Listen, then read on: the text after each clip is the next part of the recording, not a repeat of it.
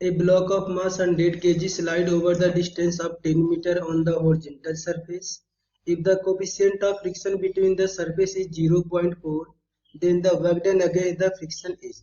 That means हमें calculate करना है work done against the friction, and हमें given a block का mass 100 kg. So block का mass हमें given है 100 kg and displacement given है block का 10 मीटर.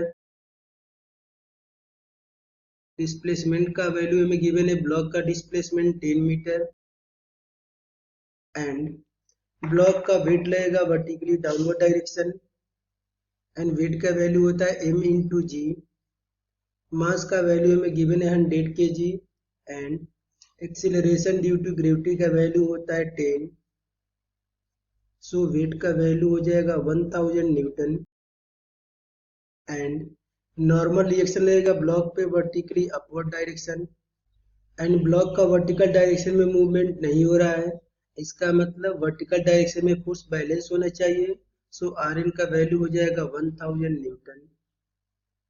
ब्लॉक मूव कर रहा है राइटवर्ड डायरेक्शन में. So friction force between block and ground will be act in the leftward direction and friction force का वैल्यू हो जाएगा F F equal to mu into R N.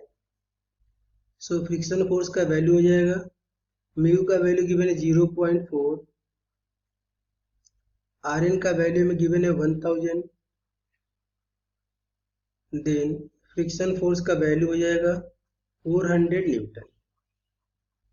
So work done by friction force is given by force into displacement into angle between force and displacement. Work done by friction force हो जाएगा force का value given है 400 newton, displacement का value given है 10 metre and angle between displacement and friction force is 180 and cos 180 का value होता है -1.